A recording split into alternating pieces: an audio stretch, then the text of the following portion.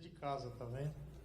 Gente, Dr. Coriolano, primeiro gostaria só realmente de agradecer a presença. Obrigado. E desejar uma excelente palestra para vocês. Obrigado, meu nome é Coriolano Camargo, eu presido uma comissão lá na OAB São Paulo, que chama-se Comissão de Crimes de Alta Tecnologia, que visa justamente estudar os novos fenômenos da era da tecnologia da informação. Queria parabenizar a todos vocês que estão aqui, grandes especialistas na área de TI, segurança da informação.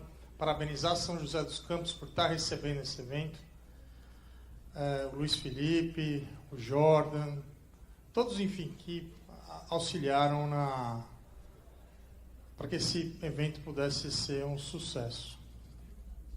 Antes de entrar propriamente no tema da palestra, eu queria dizer para vocês que o direito no mundo está mudando.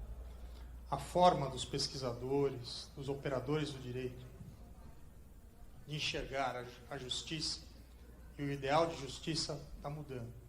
Antigamente a gente tinha uma equação meio matemática, por incrível que pareça, para se chegar a um ideal próximo de justiça, e o mundo percebeu que esse ideal não funciona. Nós tínhamos o fato, acontecimento. Deixei de pagar uma conta bancária, deixei de pagar uma prestação da casa própria. A esse fato, você aplicava a norma, bom, já que você deixou de pagar, se você ser executado, você vai perder os seus bens. E uma sentença final. Agora, mais ou menos isso. Existe até um brocardo em direito que diz pacta sunt servanda. Os pactos têm que ser cumpridos, os acordos têm que ser cumpridos. Mas isso mudou um pouquinho. A Constituição Federal trouxe um novo princípio no artigo 1º. Pela primeira vez na história das nossas constituições aparece um dispositivo dizendo assim: o Estado brasileiro, ele será fundado, terá como alicerce máximo um princípio que se chama-se princípio da dignidade da pessoa humana. Pois bem, mas por que isso fez? Por que isso fez mudar tanto, né, a forma de se enxergar o direito? Porque agora o princípio ele não fica ali só como um farol para que a gente veja, nossa, tudo bem, o princípio existe, mas ele não é auto-aplicável, não. Então vou refazer a fórmula do começo para vocês. Nós temos o fato, a norma, mais o princípio da dignidade da pessoa humana e o resultado. Agora, o direito, ele busca a ética, a moral. Eu vou querer saber por que essa pessoa deixou de pagar. Se ele perdeu um filho num acidente, se ele não está bem de saúde, ele não pode trabalhar. Então o direito mudou, ele se tornou mais humano, buscando proteger a nossa dignidade, todos os dias um pouco mais. Então o direito não é mais aquele direito frio que nós vimos antigamente, né? Vocês lembram? A estátua da justiça? A justiça é cega. Senhores, a justiça não pode ser cega. Porque se a justiça for cega, nós seremos cegos. Sempre. A justiça é mais humana, levando em consideração a aplicação de princípios. Tudo bem, mas o que isso tem a ver com o mundo da tecnologia da informação? Tudo! Mostrando que a nossa liberdade de expressão na internet, ela caminha junto com a proteção da nossa dignidade, do cidadão. E aí serve para tudo, cyberbullying, né? Os amiguinhos, eles se reúnem para massacrar o outro amiguinho, porque ele é diferente, ele usa óculos, e a gente pensa que a gente pode postar tudo na internet. Vocês percebem que se eu criar uma mensagem mentirosa, vocês sabem melhor do que eu, ela nunca mais vai sair da internet. E aquela mentira contada centenas de vezes vai se tornar verdade. Então você percebe o poder que nós temos na ponta do clique? E todos nós somos um pouquinho responsáveis, porque nós somos os líderes da tecnologia da informação. Vocês são a futura geração. Vejo muitos jovens aqui na sala que são muito versados em tecnologia. Vejo alguns rostos conhecidos. Senhores, nós temos que passar a mensagem para aquele adolescente de 11 anos, 10 anos, que com um clique ele pode destruir a honra de uma pessoa para sempre. Né? Sim ou não? Sim ou não? Muito bem. Vamos falar um pouquinho da história das provas, que é o que interessa para vocês. Como começou essa história de colheita de prova eletrônica? Muitos de vocês não devem se lembrar, mas alguns aqui já ouviram falar de um caso que chama-se caso PC Farias, que acabou com os caras pintadas que depuseram o então presidente Collor. Faz parte da história recente do Brasil. Vocês devem ter estudado isso em História do Brasil. Ao longo da persecução penal, a Polícia Federal chegou na casa do PC Farias, nos seus escritórios, e apreendeu material informático. HDs, CDs, diversos equipamentos, porque ali estariam provas de que um crime teria sido cometido. Mas aí os advogados de defesa fizeram o seguinte questionamento: qual o método de colheita dessa prova? Primeira pergunta. Qual software ou quais equipamentos vão fazer a análise dessa prova computacional? Quem tem acesso aos dados informáticos do senhor PC Farias dentro da sede da Polícia Federal? E última e derradeira pergunta. A Polícia Federal possui um manual de procedimentos técnicos para colheita, armazenamento e análise das provas eletrônicas? A Polícia Federal não respondeu nenhuma pergunta de forma convincente. Primeira pergunta, ela disse: olha, nós não temos um método, nós não temos um padrão. Mas se vocês não têm um padrão, como que eu posso defender o meu cliente? Disseram os advogados de defesa. Se eu não sei qual software, qual o método de preservação da prova, como essa prova eletrônica está sendo produzida contra o meu cliente, fere um princípio maior de direito que chama-se o princípio do contraditório e da ampla defesa. Ou seja, eu tenho direito a impugnar todas as provas que são produzidas contra a minha pessoa. E a partir daí, a Polícia Federal criou um manual de procedimentos técnicos para colheita, armazenamento e produção das provas eletrônicas. Poxa, professor, mas isso é ótimo, Coriolano, isso é ótimo, mas nós vivemos no caos da prova eletrônica no Brasil. O Citibank tem um manual de procedimentos técnicos dele. O Bradesco tem o dele. O Banco Central tem outro manual. E vocês não acham que nós precisaríamos padronizar nacionalmente o trabalho do perito? Sim ou não? Cada um de vocês aqui produz a prova de uma forma diferente, armazena a prova de uma forma diferente, utiliza ferramentas diferentes, sim ou não? Só que no momento que vocês estão produzindo essa prova eletrônica, se vocês não demonstrarem claramente como que ela foi retirada do computador, como que ela foi analisada, quais equipamentos que fizeram essa análise, essa prova vai ser nula. Vocês nunca vão conseguir produzir uma prova informática, uma prova eletrônica convincente, se vocês não tiverem um manual de procedimentos técnicos para colheita, armazenamento da prova eletrônica. Perfeito? Ficou claro isso? Alguém não concorda? Estamos aqui num debate. Vocês não precisam concordar com tudo que eu falo. Tá? Perfeito. Olha só, história recente. O Brasil, ele vai sediar as Olimpíadas, as próximas Olimpíadas. E olha o que fizeram com o portal da China.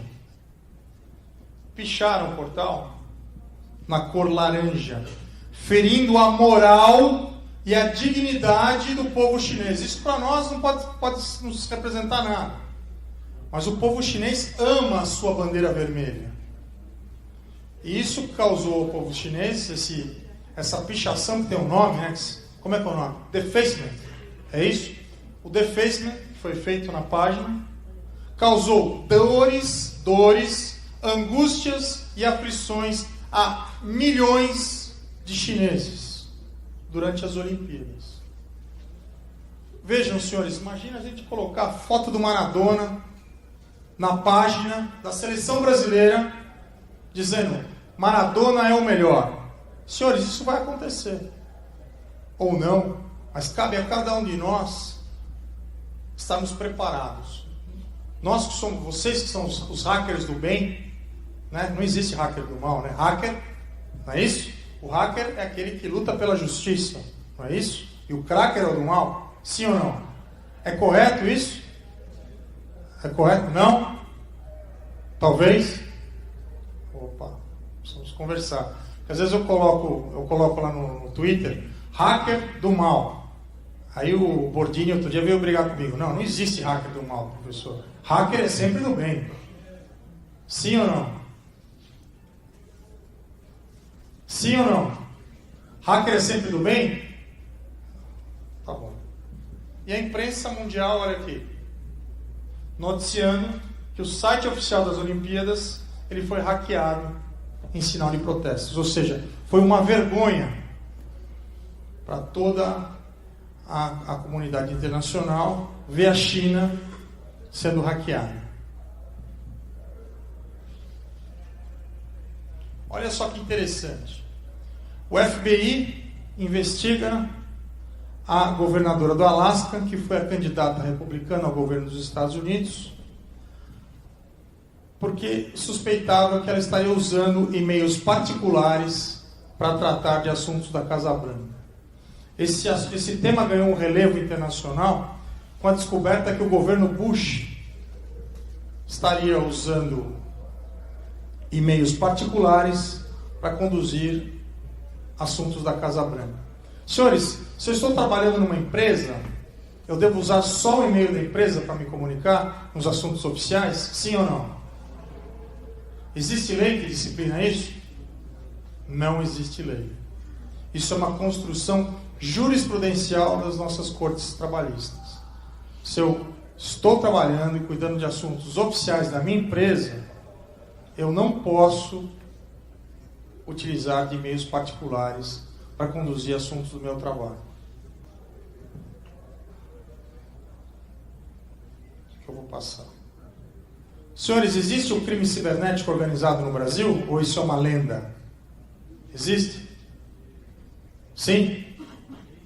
Existe um crime cibernético organizado. As facções como o Comando Vermelho, o PCC, eles migraram as suas operações para a internet. Mas o grande marco histórico que nos interessa é esse julgado aqui do Supremo Tribunal Federal, o habeas corpus 88.905, cujo relator é o ministro Gilmar Mendes. Nele, o ministro diz, abro aspas, aqui não são palavras do Coriolano agora, são palavras do ministro. O ministro diz, existe o crime cibernético organizado no Brasil. Uma facção criminosa ela é dissolvida, uma segunda facção criminosa, célula criminosa, ela passa a operar no lugar daquela primeira célula. Quando a segunda célula é desmantelada pela Polícia Federal, uma terceira célula passa a funcionar no lugar daquela primeira. Aí eu perguntei para o Dr. Paulo Lacerda, que era delegado da Polícia Federal, eu falei, professor, Dr. Paulo Lacerda, ele era o delegado geral. Por que isso acontece? Por que uma célula vai tomando o lugar da outra? Porque justamente os criminosos eles não querem perder a receita, o fluxo financeiro. Porque enquanto eles estiverem recebendo fluxo financeiro, eles podem ajudar aquelas células que foram desmanteladas. E eles conversam numa linguagem que é criada entre eles, vocês devem saber isso muito melhor do que eu, uma linguagem que só eles entendem. Senhores, quem trabalha com segurança da informação tem que ler esse acórdão. É só vocês acessarem o portal do Supremo Tribunal Federal. São 87 páginas descrevendo o trabalho da perícia da Polícia Federal, o Instituto Nacional de Criminalística da Polícia Federal. E quem trabalha com segurança da informação tem que visitar o Instituto de Criminalística da Polícia Federal. Todos aqui já assistiram aquele filme CSI. É a mesma coisa. Eles são muito avançados, mas muito avançados. Eles conseguem, através das suas pesquisas, tirar o DNA da droga. Vocês sabem o que é o DNA da droga? A partir da apreensão de um papelote de cocaína, você faz uma análise do nível de pureza da droga. Eles dão no computador essa informação e mostram que o cartel A, B, C e D utilizam esse nível de pureza. Depois eles analisam se não existe nenhuma partícula no papelote da droga. Se tem uma partícula de madeira, eles olham no microscópio e chegam à seguinte conclusão: é uma partícula de um caminhão caçamba de madeira, ano 97. Eles jogam essa informação novamente no computador. O cartel que usa esse tipo de caminhão é o cartel A e B. E eles passam sempre pela fronteira C. Isso é o trabalho de inteligência. Você tem uma pequena força policial, com altíssima inteligência policial, e com análises de dados e pequenas estatísticas, tudo catalogado no computador, você consegue frear as fronteiras, a passagem de droga pelas fronteiras corretas. Tá? Então isso é o trabalho de inteligência policial. É um órgão público que fica em Brasília, e vocês têm que visitar o Instituto de Criminalística da Polícia Federal, conhecer como os peritos fazem análise forense das provas computacionais, e tem que pedir o Manual de Procedimentos Técnicos da Polícia Federal. Eu tenho.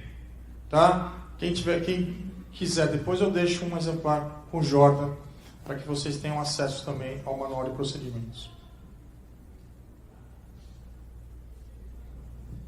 Esse aqui foi um artigo que eu escrevi ao entrevistar o Anthony Race, que é da polícia de Nova York e foi presidente da HTCIA. Quando algumas apreensões a alguns crackers dos Estados Unidos foram feitas, alguns brasileiros estavam juntos, né? Estavam ali colaborando com esse grupo de crackers. E eles foram entrevistados pela polícia de Nova York. O que vocês estão fazendo aqui? Né? Nós estamos aqui uma cooperação internacional. Nós viemos para cá para ensinar os criminosos cibernéticos americanos e também para aprender.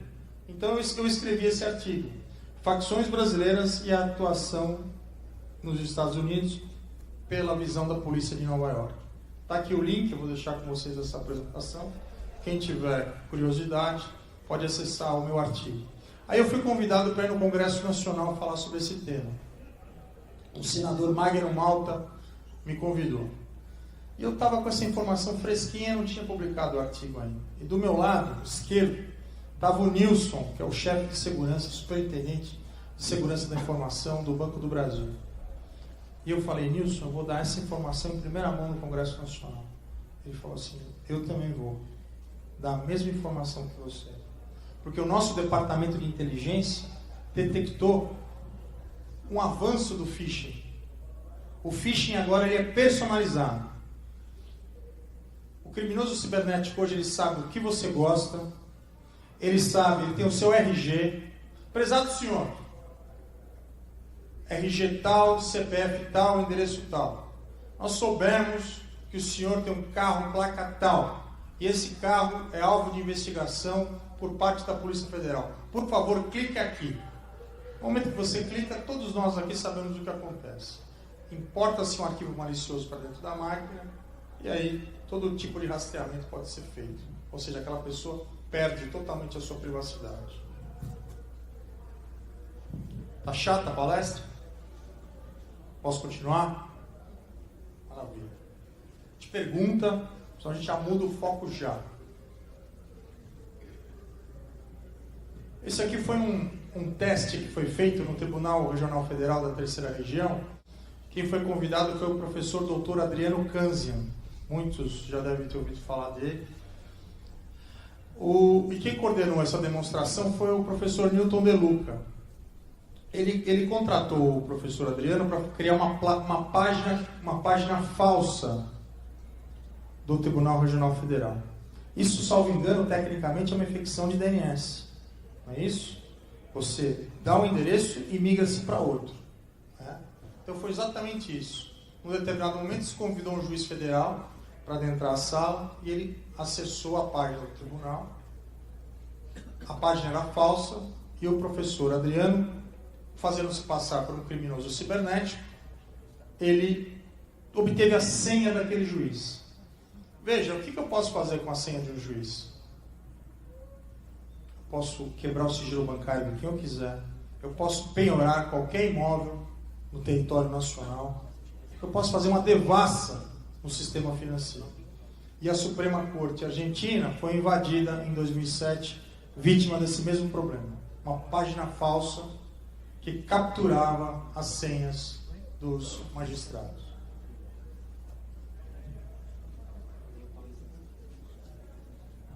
Emissor de cupom fiscal. Todos vocês conhecem o emissor de cupom fiscal? O emissor de cupom fiscal ele nasceu em 1996, ele se tornou mais forte, mais conhecido, porque ele passou a ser obrigatório para compras no varejo. Eu vim para cá, um dos meus filhos estava com sede, eu parei ali no restaurante e me perguntaram: o senhor quer nota fiscal paulista?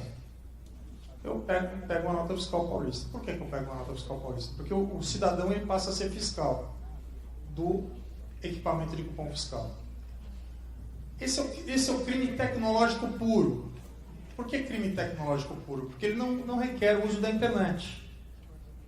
Você compra aquele aparelho com aquela memória fiscal, que segundo a lei ela tem que ser um aparelho com memória fiscal inviolável, mas alguns especialistas, em eletrônica fazem um furo com uma furadeira dentro desse aparelho, passa um sistema de cabeamento e o gerente da rede de supermercados, rede de loja, ele fica controlando à distância o valor da emissão da sua nota fiscal enquanto contribuinte, enquanto consumidor. Ou seja, você foi no supermercado, você fez uma compra de R$1.000, certo?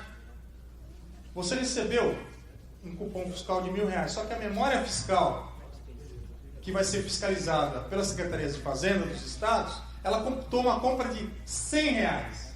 Então eu só vou pagar imposto sobre uma movimentação financeira de R$100.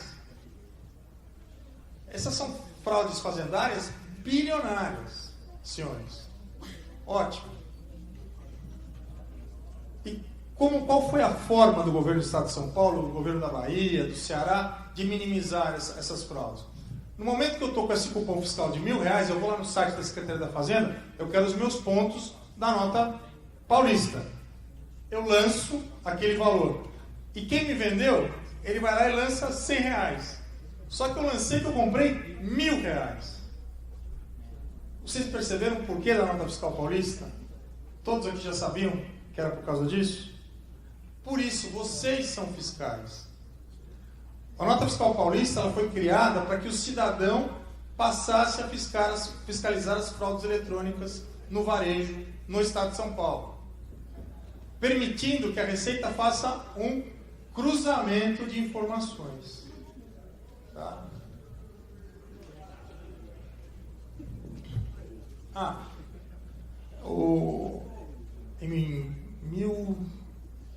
Foi em 2005 isso. Uma companhia aérea inglesa, ela contratou um serviço de vendas de passagem aérea através da internet. E para economizar custos trabalhistas, encargos trabalhistas, ela demitiu aquele sistema de venda balcão. Perfeito. Ela recebeu uma cartinha de hackers do leste europeu que dizia o seguinte: olha, como agora o seu serviço de venda de passagem aérea é totalmente dependente da internet, nós vamos lançar uma rede de ataques de botnets, redes zumbis, contra os seus sistemas, de modo que você não vai conseguir vender mais nenhuma passagem aérea. Para que você continue vendendo passagens aéreas, você tem que nos pagar alguns milhões de dólares num paraíso fiscal X. Perfeito. A Polícia Federal Brasileira também foi acionada. Eu pude participar dessa operação como convidado da Polícia Federal. O Paulo Quintiliano, que é o chefe da perícia, me convidou. Que eu estava escrevendo meu livro eletrônico, que está no site da OAB.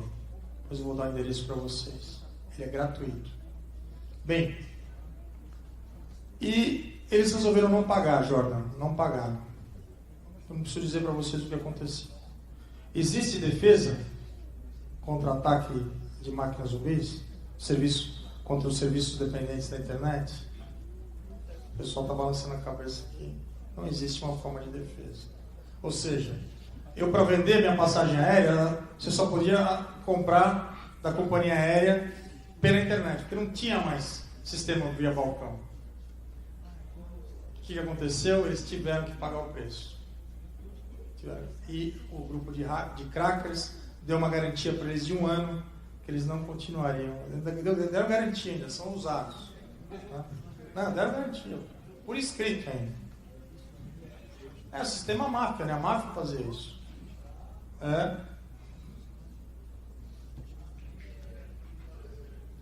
Nós criamos lá na OAB uma cartilha para ensinar os pais e os filhos sobre o uso consciente da internet.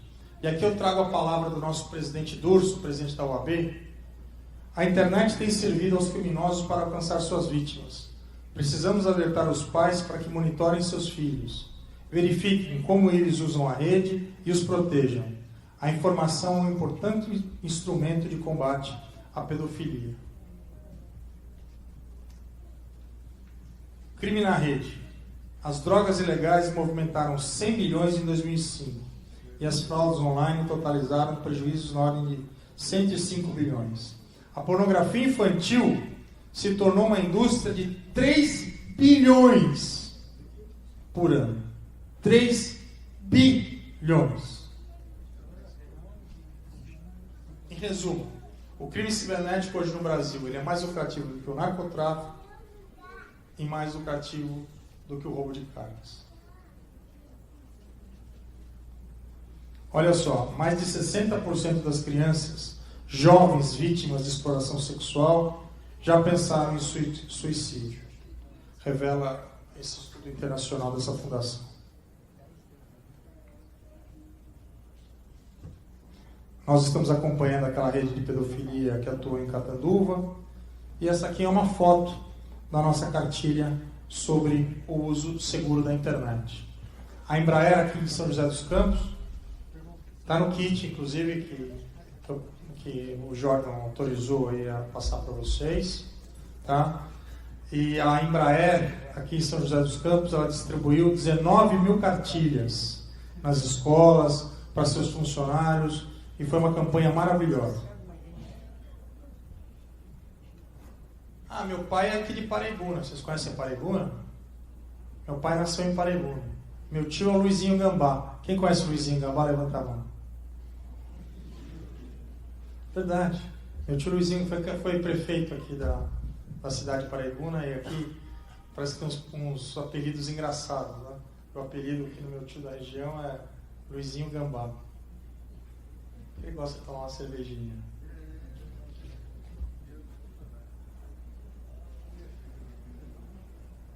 Vocês conhecem o caso Google versus BMW?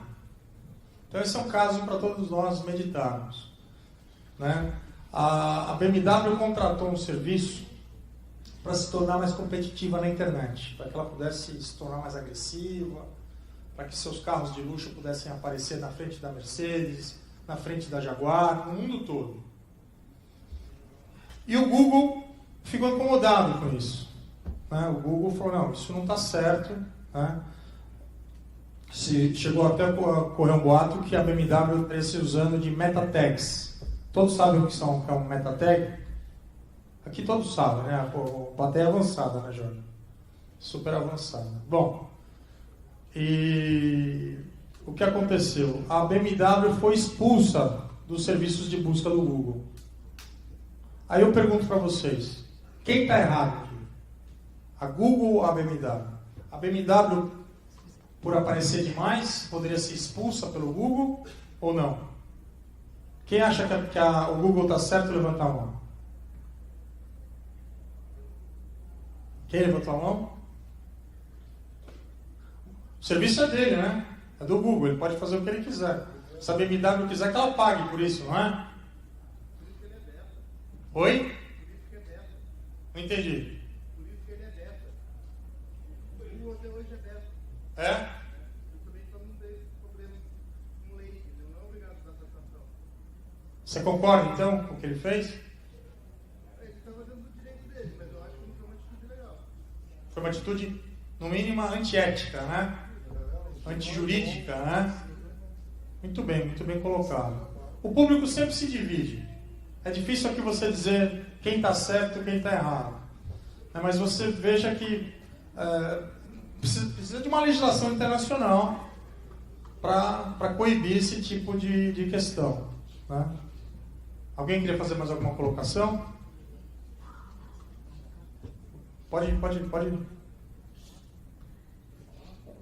Já abre o debate.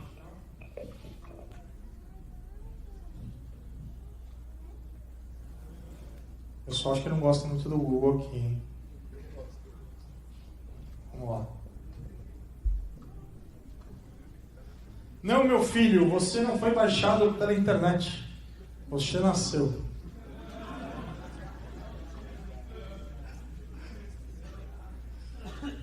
Pois é. Ele achou, olha a carinha dele lá. Ele achou que ele tinha sido baixado pela internet. A mãe dele fez download dele. Olha só que interessante, as técnicas de investigação que estão lá nos Estados Unidos já faz tempo, né? A polícia se utiliza de agentes disfarçados na internet, fazendo com que os criminosos pensem se tratar de crianças. Isso é possível no Brasil? Os policiais podem trabalhar de forma oculta na internet, se fazendo passar por crianças para detectar. A gente sabe que muitos hackers fazem isso, né? Para denunciar, fazem cidadão hacker, faz isso. Mas isso é possível no Brasil? Sim ou não? Não. Mas tem um projeto de lei para regulamentar esse tipo de investigação.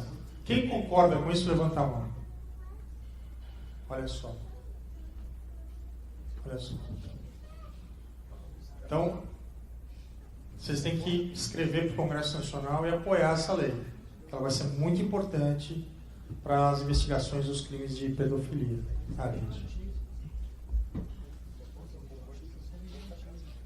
E o AI-5 digital? Quem concorda com o AI-5 digital, levanta a mão. Você, professor, você concorda com o AI-5 digital? Claro. É uma boa plataforma? É uma lei. Hã? Não é plataforma, é projeto de lei.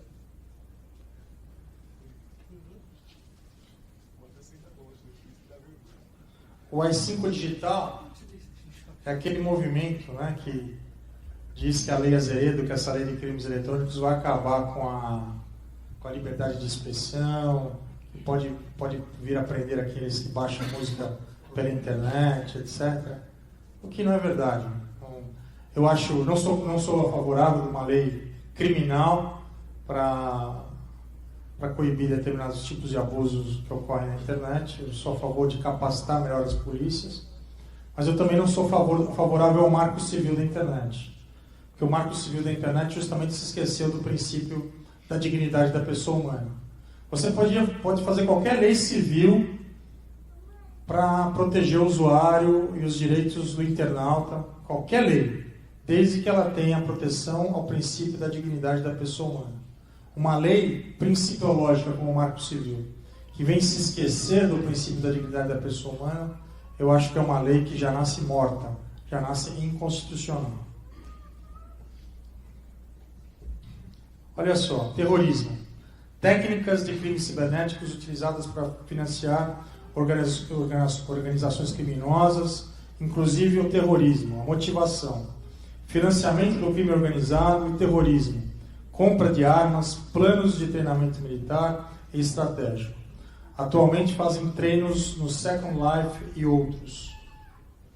Olha essa historinha que interessante. Em 99, o hacker, com o nickname Neil, foi procurado por um grupo do Oriente Médio para capturar os planos de um Airbus A30, com a promessa de receber $10 mil. Os planos foram obtidos. Acredita-se que alguns desses planos foram fundamentais para o sequestro de um avião na Indian Airlines, no Afeganistão, em dezembro de 99. Aqui, esse slide aqui mostra que já existem fraudes com nota fiscal eletrônica, a reutilização dos DANFs, trânsitos de mercadorias e nota fiscal eletrônicas canceladas. E o Milagre, vocês conhecem o José Milagre, né? Todos aqui conhecem o José Milagre. O José Milagre, ele disse que os criminosos cibernéticos inventaram um malwarezinho que você coloca dentro do arquivo da nota e a nota fiscal vai para o banco de dados da Secretaria da Fazenda e lá ela sofre uma mutação. E essa mutação justamente para mudar o valor da nota fiscal. Tá? O Milagre está para apresentar isso em breve, inclusive num dos painéis lá da Secretaria da Fazenda.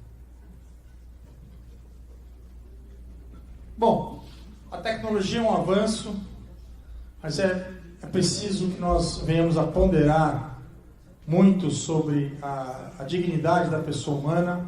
A liberdade de informação e de expressão, ela deve vir acompanhada e amparada do princípio da dignidade da pessoa humana. A verdade ela é muito difícil de ser alcançada e ela habita dentro do coração de cada um de vocês. Dizem os filósofos que a verdade ela não pode ser escrita num pedaço de papel. A verdade ela não pode ser dita com o som das palavras. A verdade é aquela que cada um de nós sente no fundo dos nossos corações. Eu queria terminar aqui essa minha fala dizendo que nós devemos lutar sempre por paz, equilíbrio, solidariedade, amor e principalmente a afirmação de nossas próprias pessoas e do nosso sentimento de justiça. Muito obrigado. Um abraço a vocês.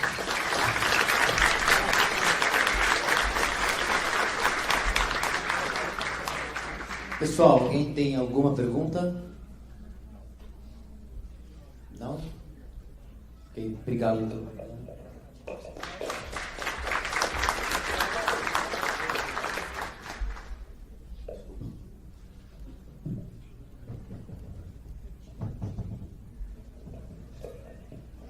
Por favor, naquele caso que o senhor comentou do dinheiro que foi desviado para um paraíso fiscal como resgate, né, para a empresa aérea, a Interpol e outros organismos internacionais tiveram condições de rastrear como o dinheiro saiu do paraíso fiscal para chegar nos autores do delito? Eu vou indicar para o senhor a leitura do livro As Faces dos Crimes Cibernéticos, que está lá no portal da OAB. Lá tem um relato completo dessa operação, passo a passo. A Interpol conseguiu rastrear até um determinado momento, mas o sistema de lavagem de dinheiro era tão bem elaborado que eles não conseguiram, em tempo, ter acesso ao saque do dinheiro. Infelizmente.